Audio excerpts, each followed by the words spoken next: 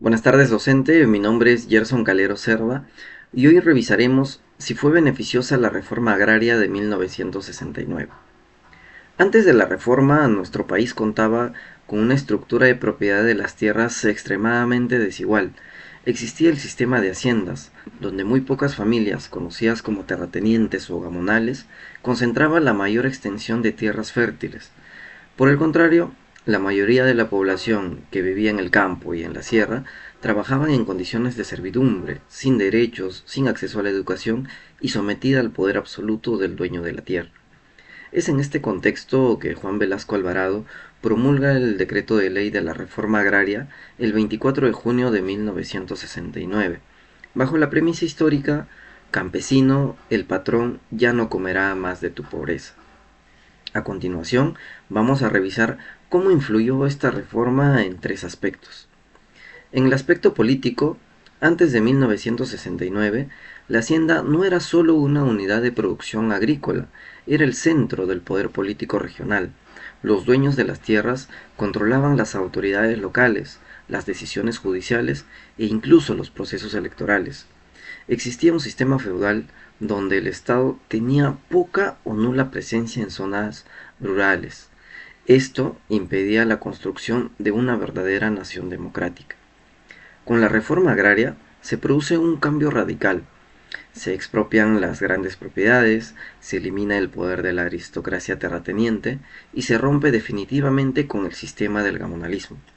El Estado toma el control y organiza a los campesinos en cooperativas y comunidades, otorgándoles derechos políticos y voz ciudadana. Este cambio permitió democratizar el poder, quitar el monopolio político de unas pocas familias y sentar las bases de un Estado moderno. Por ello, en lo político, la reforma fue totalmente positiva y necesaria para la evolución democrática del Perú. En el aspecto económico, el objetivo teórico era transformar la agricultura feudal en una agricultura capitalista, moderna y eficiente. Sin embargo, es la forma en la que se ejecutó este trabajo trajo unas consecuencias negativas. Primero, la expropiación fue muy rápida, sin una planificación técnica adecuada y considerar la experiencia empresarial de los antiguos propietarios. Las tierras no se entregaron a familias individuales, sino a cooperativas gestionadas colectivamente o por el Estado. El problema fue que los campesinos, aunque conocían el trabajo de la tierra, no tenían formación en gestión empresarial, administración financiera ni comercialización. Se eliminó al dueño, que tenía el capital y la experiencia, pero no se logró reemplazar con una estructura eficiente. Muchas cooperativas se endeudaron, malgastaron recursos o simplemente bajaron su rendimiento. Además, hubo una fuerte caída en la producción de cultivos industriales y de exportación, como el azúcar o el algodón, que eran la principal fuente de divisas para el país. Más tarde, en la década de los 80, con la crisis económica y la hiperinflación, el Estado dejó de apoyar a estas empresas agrarias. Muchas quebraron o se fragmentaron en parcelas muy pequeñas. Hasta el día de hoy, el Perú arrastra problemas de baja productividad agraria y falta de escala. Aunque el reparto fue justo económicamente, se perdió eficiencia y el país dejó de aprovechar el potencial de su campo durante décadas. Por eso concluyo que en lo económico, la reforma no cumplió sus promesas y fue perjudicial en mediano y largo plazo. En el aspecto social, antes de la reforma, la brecha social era abismal. Existía una profunda división entre la costa moderna y la sierra olvidada, y entre la minoría rica y la mayoría campesina en la miseria.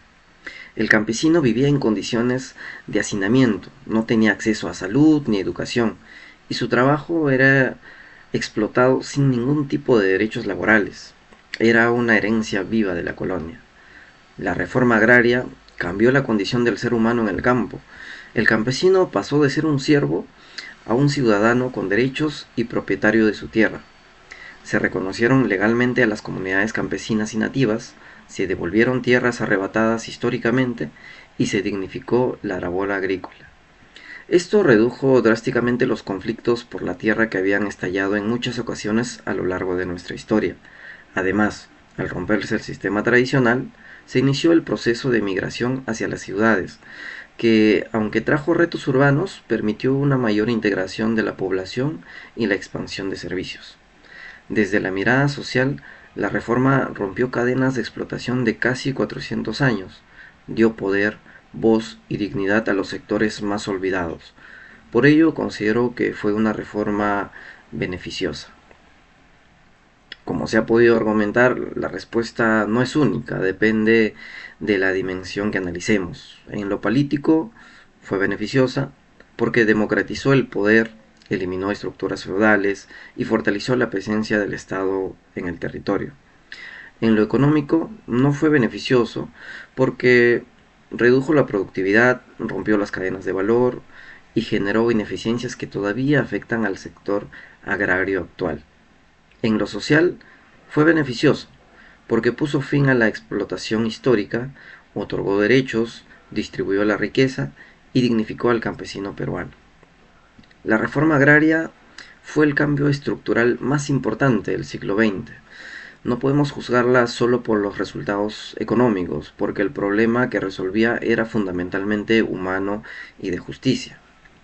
Fue el fin del Perú feudal y el inicio del Perú moderno.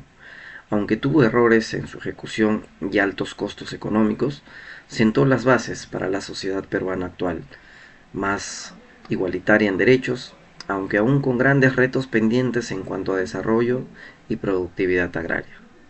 Muchas gracias.